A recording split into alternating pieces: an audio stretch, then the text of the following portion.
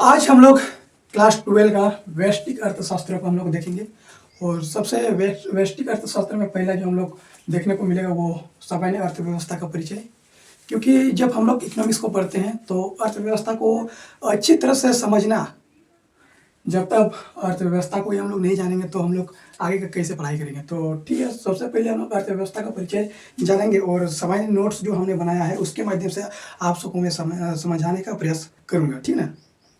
कि वास्तव में व्यक्ति के विशेष को जिन जिन वस्तु या सेवाओं की आवश्यकता होती है उनकी सूची इतनी लंबी है कि मोटे तौर पर यह कहा जा सकता है कि समाज किसी भी व्यक्ति के पास ये सब वस्तुएं नहीं है जिनकी उसे आवश्यकता होती है।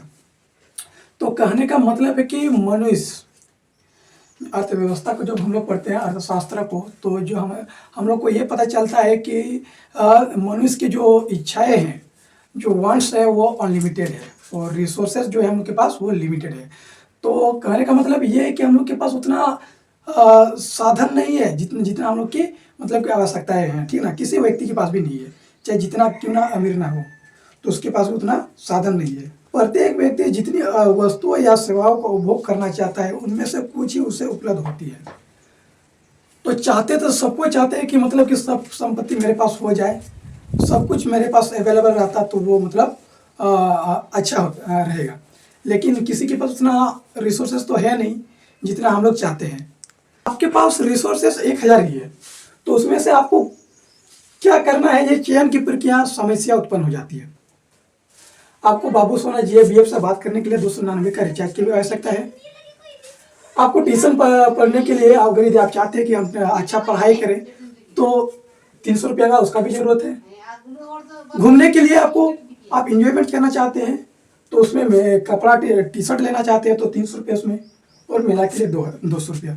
तो आपको ज़्यादा जरूरी क्या लगता है?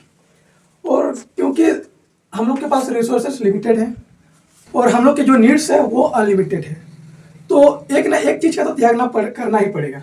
तो इसमें से आपको क्या लगता है, क्या चीज़ आप त्याग सकते हो? आपको ये भी जरूरी लग रहा है, ये भी जरूरी लग रहा है, ये भी, और आपको बचाना भी है। तो आपको क्या करना है? तो अर्थशास्त्र हम लोग को यही सिखाता है कि लिमिट रिसोर्सेस में अनलिमिटेड वांट्स को कैसे पूरा करना है, संतुष्टि, अधिकतम संतुष्टि कैसे प्राप्त करना है। यही अर्थशास्त्र में सबसे पहले एडवांटेज हम सबको सीखने को मिलता है।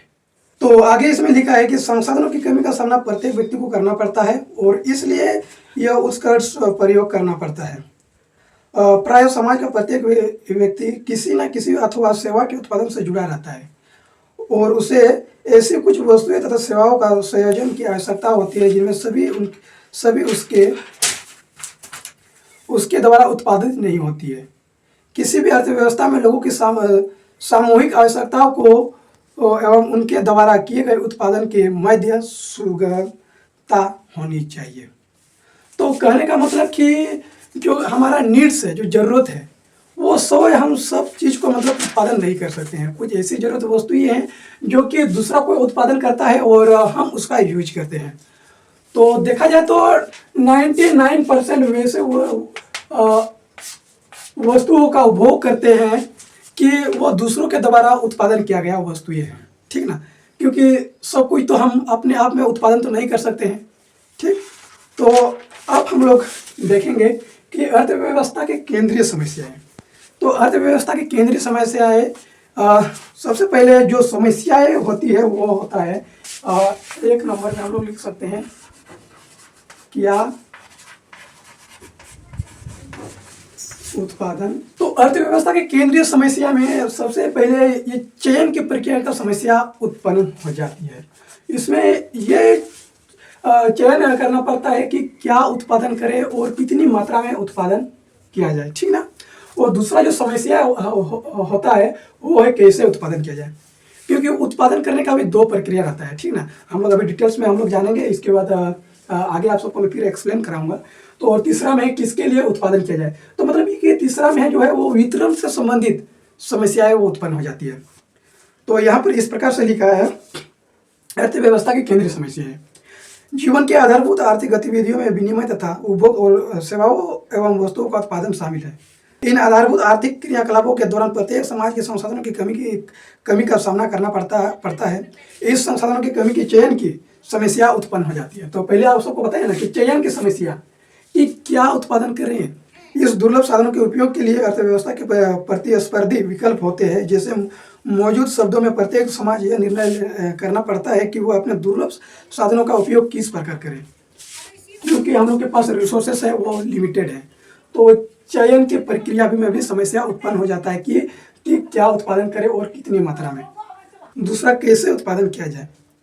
हर समाज को यह निर्णय लेना पड़ता है कि विभिन्न वस्तुओं और सेवाओं का उत्पादन करते समय किस किस वस्तु अथवा सेवाओं का किस संसाधन की कितनी मात्रा में उपयोग किया जाए, कि अधिक श्रम या मशीनों का उपयोग किया जाए। उत्पादन दो प्रकार की प्रक्रिया से होती है, एक श्रम प्रधान और दूसरा है पूंजी प्रधान। श्रम प्रधान में मतलब कि हम मजदूरों को लगा करके मतलब वस्तु का उत्पादन करते हैं, और पूंजी प्रधान में नई नई टेक्नोलॉजी मशीन जो आई है उनका उपयोग करके हम उत्पादन करते हैं। तो श्रम और पूंजी का रेशियो क्या होना चाहिए, ये कैसे उत्पादन करें, इसमें वो समस्या आ जाती है। और तीसरा है किसके लिए उत्पादन किया जाए। तो यहाँ जो है कि उत्पादन किसके लिए किया जाए, गरीब व्यक्तियों के लिए किया जाए या अमीरों के लिए।